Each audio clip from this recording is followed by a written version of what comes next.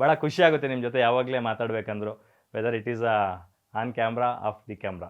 ಯಾಕಂತಂದರೆ ಕಲೆಯ ಬಗ್ಗೆ ಗೊತ್ತಿರ್ತಕ್ಕಂಥ ಒಬ್ಬ ಕಲಾವಿದನಿಗೆ ಮಾತ್ರ ಆ ಕಲೆಯ ಬೆಲೆ, ಅಂದರೆ ಯಾವ ರೀತಿಯಾದಂಥ ಸಿನಿಮಾಗಳು ಮಾಡಬೇಕು, ಯಾವ ರೀತಿಯಾದಂಥ ಕಥೆಗಳನ್ನ ಆಯ್ಕೆ ಮಾಡ್ಕೋಬೇಕು, ಎಂತಹ ಕಲಾವಿದರನ್ನು ಪೋಷಿಸಬೇಕು, ಅವ್ರಿಗೆ ಬ್ಯಾಕ್ ಬೋನಾಗಿ ನಿಂತ್ಕೋಬೇಕು ಅನ್ನೋದ್ರ ಬಗ್ಗೆ ಗೊತ್ತಿರುತ್ತೆ.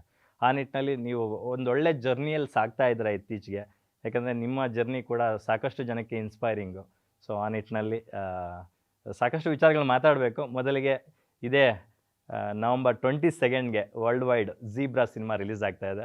ಅಫ್ಕೋರ್ಸ್ ನಮ್ಮ ಕನ್ನಡದ ಸಿನಿಮಾ ಅಲ್ಲ ಅಂತಂದರೂ ಕೂಡ ಕನ್ನಡಕ್ಕೂ ಡಬ್ ಆಗಿ 5 ಭಾಷೆಯಲ್ಲಿ ಪ್ಯಾನ್ ಇಂಡಿಯಾ ರಿಲೀಸ್ ಮಾಡ್ತಾ ಇದ್ದೀರಾ. ನಿಮ್ಮದು ಫುಲ್ ಫ್ಲೆಜ್ಡ್ ತೆಲುಗು ಸಿನಿಮಾ ಅಂದರೂ ತಪ್ಪಾಗಲ್ಲ. ಝೀಬ್ರಾ ನಿಮ್ಮ ಕರಿಯರ್ಗೆ ಎಷ್ಟು ಸ್ಪೆಷಲ್ಲು, ಯಾಕೆ? ಪುಷ್ಪ ನಂತರ ಮತ್ತೆ ತೆಲುಗು ಯಾವುದು ಮಾಡಿರಲಿಲ್ಲ. ಸೊ ಅಲ್ಲಂದರೆ ಕತೆಗಳು ಕೇಳ್ತಾ ಇದ್ದೆ, ಅಲ್ಲೂ ಕೇಳ್ತಾ ಇದ್ರು ಯಾಕೆ ಮಾಡ್ತಿಲ್ಲ ಅಂತ. ಸೊ ಅಂದರೆ ಏನಾದರೂ ಮಾಡಿದ್ರೆ, ಈಗ ಇಲ್ಲೂ ಸಿನಿಮಾಗಳು ಮಾಡ್ತಿರ್ತೀನಿ ತುಂಬ, ಅಲ್ಲೂ ಏನಾದರೂ ಮಾಡಬೇಕು ಅಂದರೆ ಏನಾದರೂ ಡಿಫ್ರೆನ್ಸ್ ಮಾಡೋವಂಥ ಪಾತ್ರ ಬಂದರೆ, ಡಿಫ್ರೆನ್ಸ್ ಮಾಡೋವಂಥ ಕಥೆ ಬಂದರೆ ಮಾಡೋಣ ಅಂತ ಹೇಳಿ ಕಾಯ್ತಾ ಇದ್ದೆ. ಹಂಗೆ ಬಂದಿದ್ದು ಝೀಬ್ರಾ. ತುಂಬ ಚೆನ್ನಾಗಿ ಬರ್ಕೊಂಬಂದಿದ್ರು ಈಶ್ವರು. ಮೈಸೂರಲ್ಲಿ ನಾನು ಕತೆ ಕೇಳಿದೆ, ವಯಸ್ಸಳ ಶೂಟಿಂಗ್ ಟೈಮಲ್ಲಿ ಕತೆ ಕೇಳಿದ್ದು. ಅಂದರೆ ನಮ್ಮ ನಡುವೆನೇ ನಡೀತಾ ಇರೋ ಎಷ್ಟೊಂದು ವಿಷಯಗಳು ನಮಗೆ ಗೊತ್ತಿರಲ್ಲ. ಡೈಲಿ ಬ್ಯಾಂಕ್ ಹೋಗ್ತಾ ಇರ್ತೀವಿ, ಡೈಲಿ ಟ್ರಾನ್ಸಾಕ್ಷನ್ಸ್ ಮಾಡ್ತಾ ಇರ್ತೀವಿ. ಸೊ ಅದೊಂದು ಬ್ಯಾಂಕಿಂಗ್ ಸೆಕ್ಟರ್ ಕತೆನ ಮಾಡ್ಕೊಂಬಂದಿದ್ರು. ಓಕೆ. ಆ್ಯಂಡ್ ಹೊಸ ಕತೆ, ನಾನು ಇಷ್ಟು ದಿನ ಈ ಥರದ ಕತೆನ ನೋಡಿರಲಿಲ್ಲ, ಕೇಳೂ ಇರಲಿಲ್ಲ. ಆ್ಯಂಡ್ ಇವತ್ತು ಅಂದರೆ ಫೈನಾನ್ಷಿಯಲ್ ಕ್ರೈಮ್ಸ್ ರೆಗ್ಯುಲರಾಗಿ ನಡೀತಾನೆ ಇರುತ್ತೆ. ಅವತ್ತಿನ ಕಾಲದಿಂದ ಇವತ್ತಿನ ಕಾಲದವರೆಗೂ ನಡೀತಾನೆ ಇರುತ್ತೆ. ಕ್ರಿಯೇಟಿವ್ ಆಗಿ ಯಾವುದೇ ಸಿಸ್ಟಮಲ್ಲಿರೋ ಲೂಪ್ ಹೋಲ್ಸ್ಗಳನ್ನ ಇಟ್ಕೊಂಡು ಕ್ರೈಮ್ಗಳು ಮಾಡ್ತಾನೆ ಇರ್ತಾರೆ. ಅದು ಸಿಗಾಕೊಂತಿರುತ್ತೆ. ಬಟ್ ಇನ್ನೊಂದೇನೋ ಇಟ್ಕೊಂಡು ಇನ್ನೊಂದು ಕ್ರೈಮ್ ಮಾಡ್ತಾರೆ, ಆ ಥರ.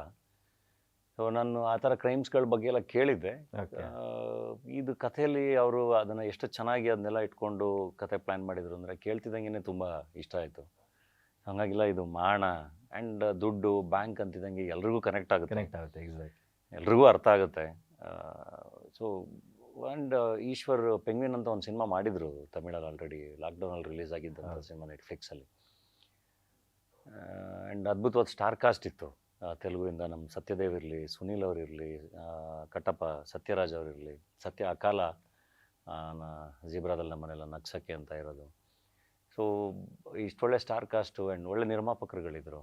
ಓಕೆ, ಈ ಥರದೊಂದು ಸಿನಿಮಾ ಟ್ರೈ ಮಾಡೋಣ ಅಂತ ಹೇಳಿ ಝೀಬ್ರಾ ಶುರುವಾಗಿದ್ದು. ಇದನ್ನು ಕೋಇನ್ಸಿಡೆಂಟಾ ಹೇಗೆ ಅಂತಕ್ಕಂಥದ್ದು?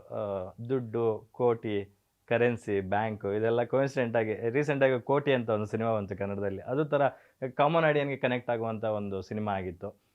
ಸಾಕಷ್ಟು ಜನಕ್ಕೆ ಕನೆಕ್ಟ್ ಆಗ್ತಾ ಇತ್ತು. ಜೊತೆಗೆ ಇದರಲ್ಲೂ ನೀವು ಟ್ರೂ ಇವೆಂಟ್ಸ್ ಬೇಸ್ಡ್ ಅಂತ ಒಂದು ಮೆನ್ಷನ್ ಮಾಡಿದ್ದೀರಾ. ಸೊ ನೈಜ ಘಟನೆ ಆಧಾರಿತ ಒಂದಷ್ಟು ಇನ್ಸಿಡೆಂಟ್ಸ್ನ ಇಟ್ಕೊಂಡು ಮಾಡಿರ್ತಕ್ಕಂಥ ಸಿನಿಮಾ ಅಂತ. ಇದು ಕೋಇನ್ಸಿಡೆಂಟಾ ಹೇಗೆ ನಿಮಗೆ ಬ್ಯಾಕ್ ಟು ಬ್ಯಾಕ್ ಈ ಥರದ್ದೇ ಒಂದು ಕಥೆಗಳು ಸಿಗ್ತಾ ಇರ್ತಕ್ಕಂಥದ್ದು? ಗೊತ್ತಿಲ್ಲ, ಕೋಇನ್ಸಿಡೆನ್ಸೇ ನನಗೆ. ಈಗ ಕೋಟಿ ಕತೆ ಹೇಳಿದಾಗ ಅಥವಾ ಝೀಬ್ರಾ ಕತೆ ಹೇಳಿದಾಗ ಎಲ್ಲ ದುಡ್ಡಿನ ಬಗ್ಗೆನೇ ಇದೆ. ಬಟ್ ಎರಡು ಬೇರೆ ಬೇರೆ ಥರದ್ದು ಸಿನಿಮಾ. ಓಕೆ. ನಿಮಗೆ ಕೋಟಿ more of a family connection ಕೊಡುವಂಥ ಸಿನಿಮಾ ಆದರೆ, ಇದು ಪಕ್ಕಾ ಒಂದು edge of the seat thriller, mass entertainer. Okay. ನಿಮಗೆ ಸಿನಿಮಾ ಶುರುವಾಗಿ ಮುಗಿಯೋವರೆಗೂ ನಿಮ್ಮನ್ನು ಒಳಗೆ ಎಳ್ಕೊಂಡು ಕೂರಿಸ್ಕೊಳ್ಳುತ್ತೆ ಸಿನಿಮಾ. ನೀವು ಆ ಕಡೆ ಈ ಕಡೆ ಒಂದು 5 ಸೆಕೆಂಡು ಮಿಸ್ ಆದರೆ ನಿಮಗೆ ಲಿಂಕ್ಗಳು ಅರ್ಥ ಆಗದೇ ಇರೋ ಚಾನ್ಸಸ್ ಇರುತ್ತೆ. ಸೊ ಕಂಪ್ಲೀಟಾಗಿ ಕುತ್ಕೊಂಡು ಫೋಕಸ್ ಮಾಡಿ ನೋಡಬೇಕಾಗಿರೋಂಥ ಸಿನಿಮಾ ಝೀಬ್ರಾ. ಅಷ್ಟು ಚೆನ್ನಾಗಿ ಪ್ರತಿಯೊಂದನ್ನು ಲಿಂಕ್ ಮಾಡಿದ್ದಾರೆ. ಅಂದರೆ ಒಬ್ಬ ಕಾಮನ್ ಮ್ಯಾನ್, ಒಬ್ಬ ಬ್ಯಾಂಕರ್ ರೋಲು ಸತ್ಯದೇವ್ ಅವ್ರದ್ದು, ಒಂದು ಕಡೆ ಒಂದು gangster world, money laundering world ನಂದು. ಓಕೆ. ಸೊ ಆ ಎರಡೂ ವರ್ಲ್ಡ್ಗಳು ಕೊಲೈಡ್ ಆಗಿ, ಸೊ ಆ ಸಿಸ್ಟಮ್ನ ಲೂಪೋಲ್ಗಳನ್ನ ಇಟ್ಕೊಂಡು ಏನೇನೆಲ್ಲ ಮಾಡ್ತಾರೆ, ಏನೇನು ಮಾಡೋಕ್ಕೆ ಸಾಧ್ಯ ಇದೆ ಅನ್ನೋದನ್ನು ಸಿನಿಮಾದಲ್ಲಿ ತುಂಬ ಚೆನ್ನಾಗಿ ಕಟ್ಟಿದ್ದಾರೆ. ಗ್ಯಾರಂಟಿ ನ್ಯೂಸ್, ಸುದ್ದಿ ಖಚಿತ, ನ್ಯಾಯ ನಿಶ್ಚಿತ.